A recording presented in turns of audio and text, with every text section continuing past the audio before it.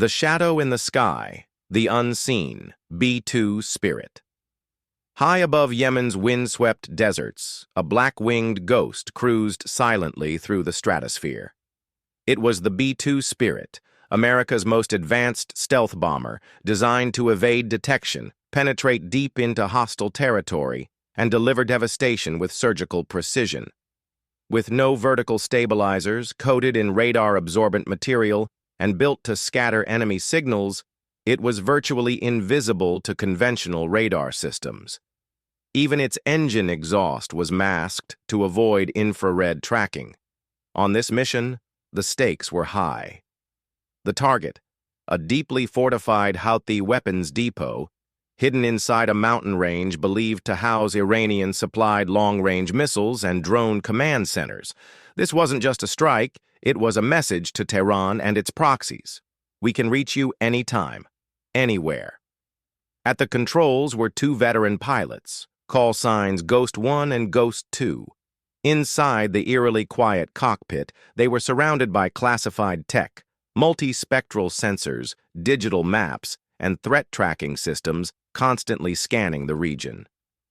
"All systems green," whispered Ghost 2, eyes scanning a glowing panel. The night sky was clear. No enemy radar locks, no missile warnings. Just the low hum of the jet and the distant glow of the desert below. The stealth aircraft was invisible, not just to radar, but to the world. "We're 90 seconds from weapons release," Ghost 1 radioed, confirming final coordinates. Suddenly, a light blinked on the console, an anomaly. It was faint, intermittent, barely noticeable, but it wasn't coming from friendly systems. At first, it was dismissed as interference, but then a second, stronger ping followed. Unidentified radar pulse, bearing east, fast-moving. The Houthi complex was active. Their Iranian-supplied defense systems had evolved. What was supposed to be a silent insertion had now become a potential trap. Below, unknown enemy sensors were beginning to wake up. Ghost 2 stiffened. "This isn't training anymore." In an instant, the B-2's passive sensors lit up with electromagnetic data. The bomber had been partially detected. Not enough for a lock, but enough for a guess. Somewhere in the shadows of the mountains, an advanced SAM battery was watching. "We're still stealth," Ghost 1 said calmly, adjusting altitude. "But if they start blind firing, we don't want to be here." The pilots had only moments to decide, abort or commit. "Target is still hot. JDAM's locked, releasing in 3, 2 dots, 1, 2 GBU-57 bunker busters detached from the bomb bay and streaked silently toward the mountain. Then all hell broke loose. The Houthis' desperate gamble, a shot in the dark. In the rugged hills of northern Yemen, shrouded by dust and tension, a small Houthi outpost bristled with unease. Inside a camouflaged operations tent, lit only by flickering oil lamps and buzzing Soviet-era monitors, a team of rebel fighters hovered over a radar console. Most had little formal training, but all had one thing in common: resolve and a burning desire to strike back at American firepower.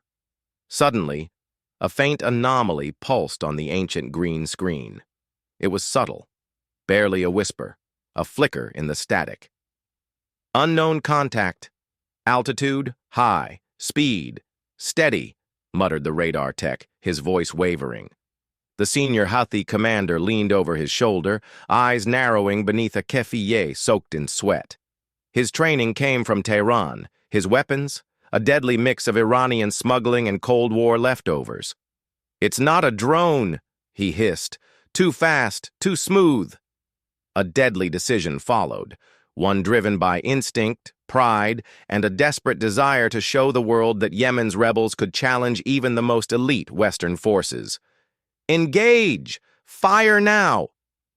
Outside the compound, under a moonless sky, a Russian-made SA-6 gainful surface-to-air missile system creaked to life. It wasn't state-of-the-art, but in the right hands, it was lethal. The crew manually input the radar signature, fingers trembling with anticipation.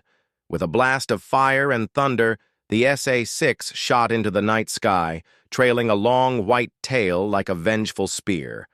A missile designed in the 1960s was now screaming toward what they believed was an American reconnaissance aircraft. But it wasn't. They had just targeted the B-2 Spirit.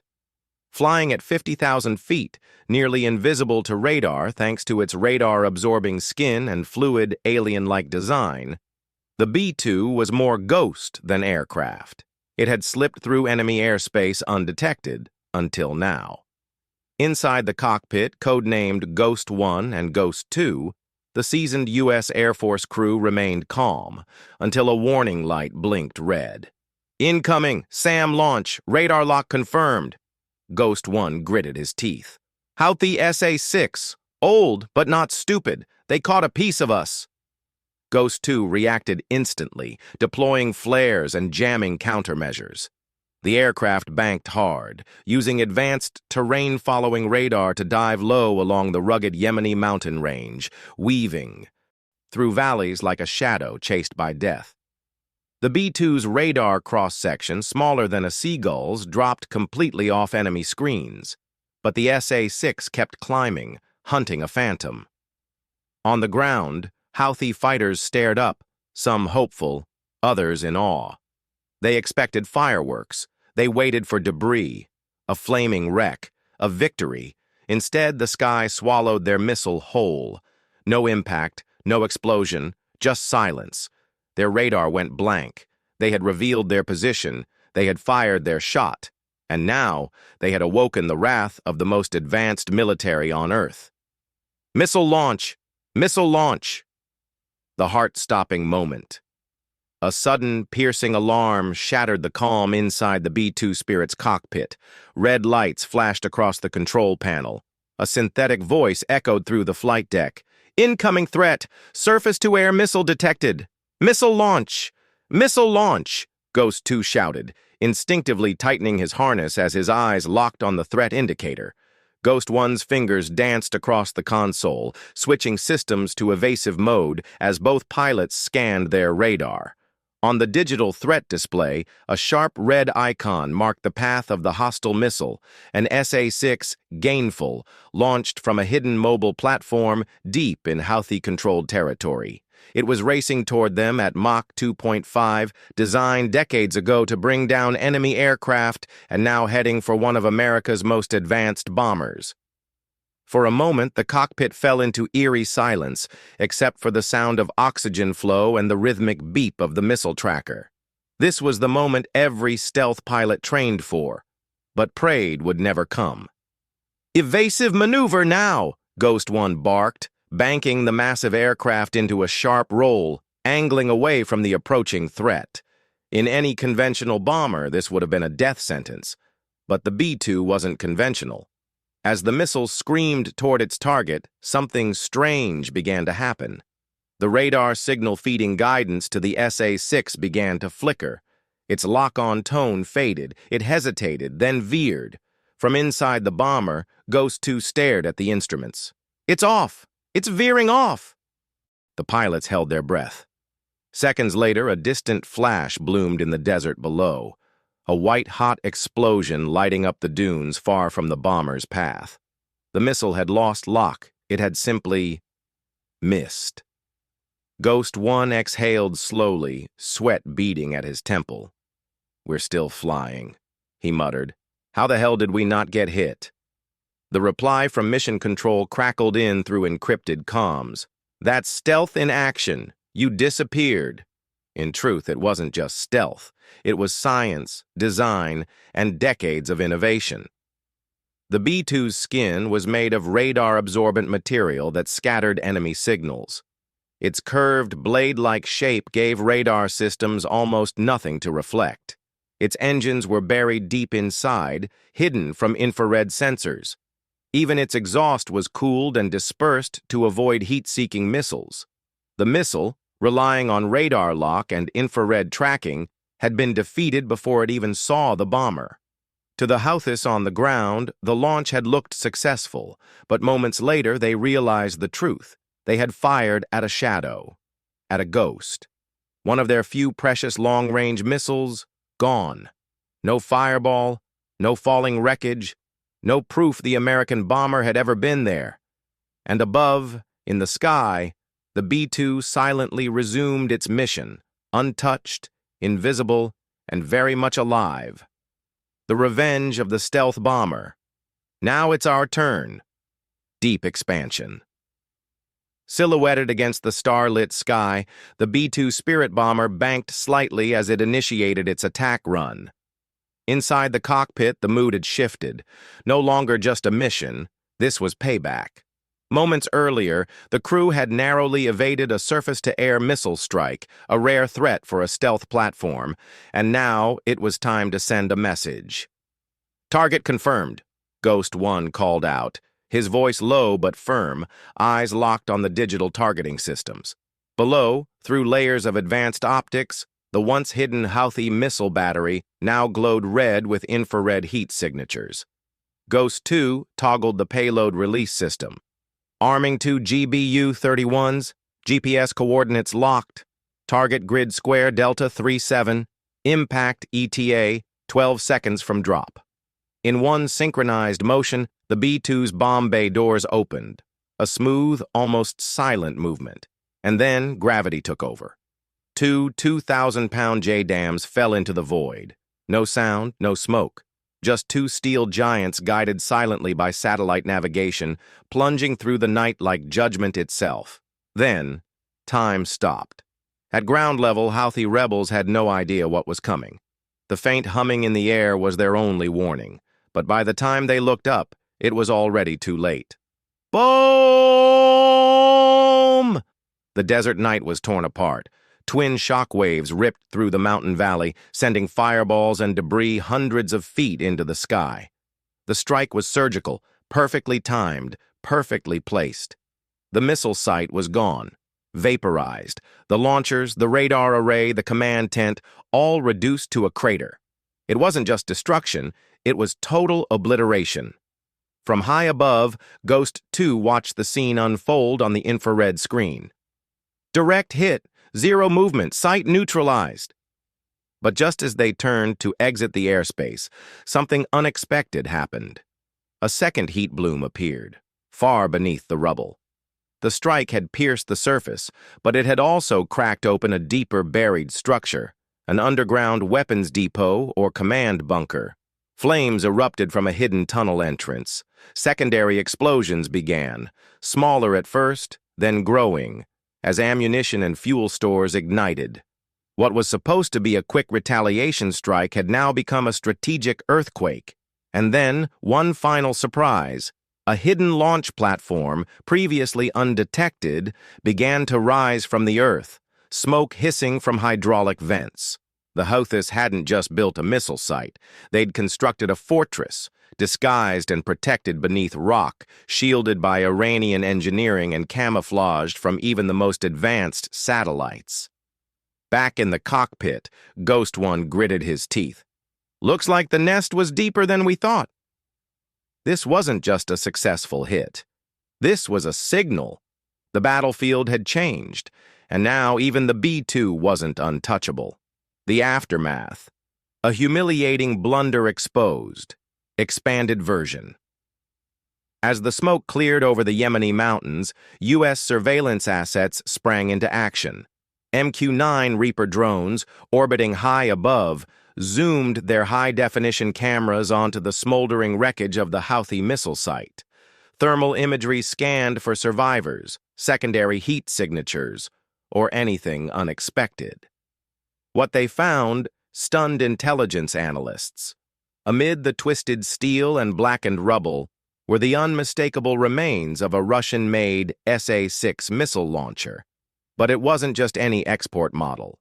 This variant had unique modifications, a control panel coded in Farsi, Iranian military serial numbers, and launch guidance systems seen only in elite units of Iran's Revolutionary Guard Corps, IRGC.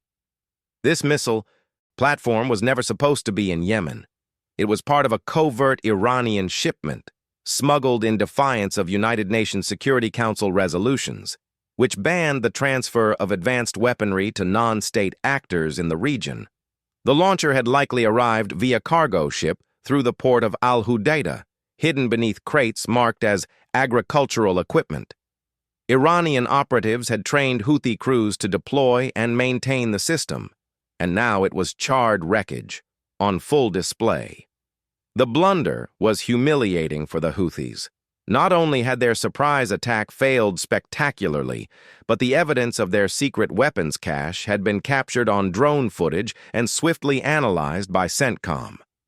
Within hours, Washington shared the intelligence with NATO allies and the UN.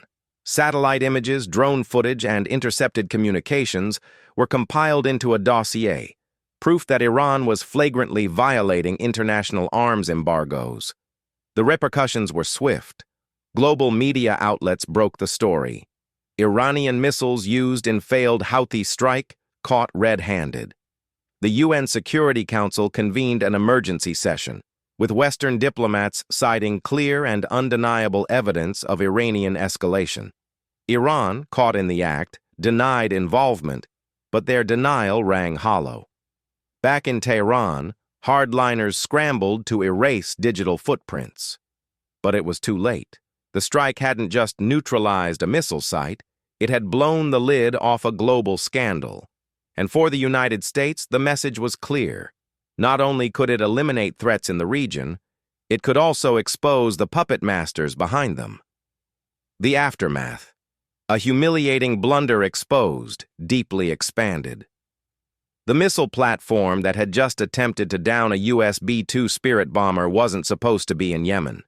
Its presence violated not only international law, but also the illusion the Houthis had worked hard to maintain, that they were a self-reliant rebel movement, not the armed extension of a foreign power. But the truth was now burning in the sand. The destroyed launcher wasn't homemade or scavenged from a decaying arsenal. It was state-of-the-art Iranian military hardware, smuggled into the country through a highly coordinated, covert supply chain.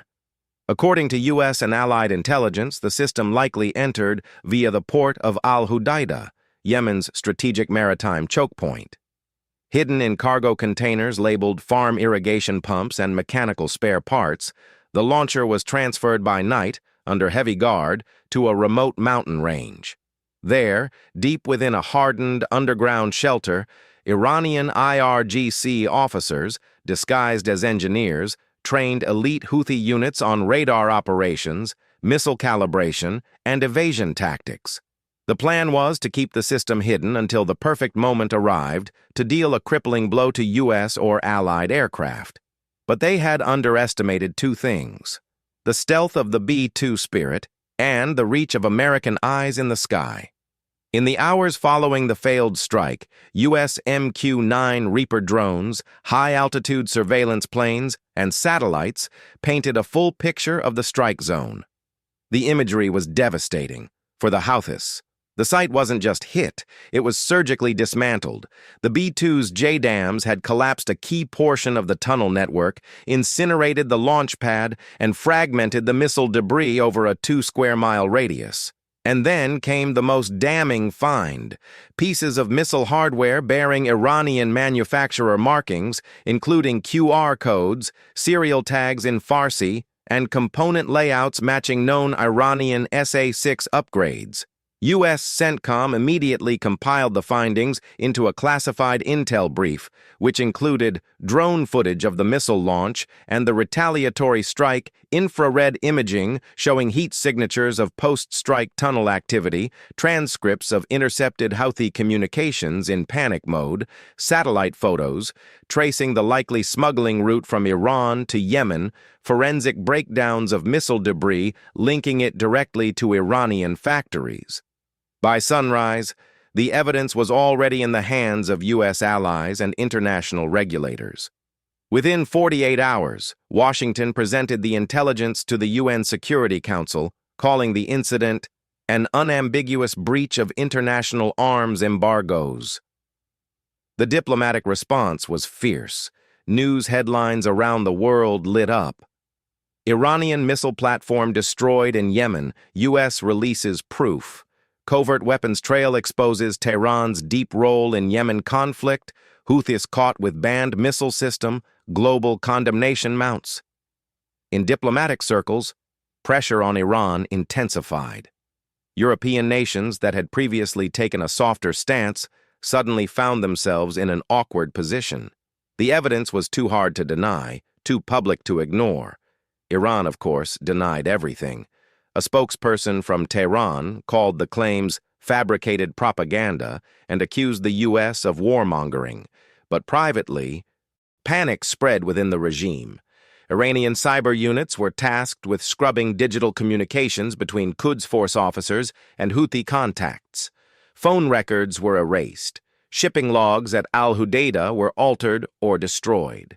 But the genie was out of the bottle, and in the heart of Washington, military strategists smiled.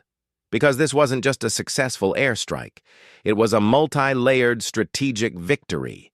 The U.S. hadn't only eliminated an immediate threat, it had also exposed Iran's illegal weapons pipeline, discredited Houthi claims of independence, justified continued U.S. operations in the region, rallied international support for tighter enforcement of sanctions, sent a chilling reminder to adversaries. We are watching, always. The smoking crater in the Yemeni desert was more than a battlefield. It was a message. And that message was clear. The United States doesn't just hit back.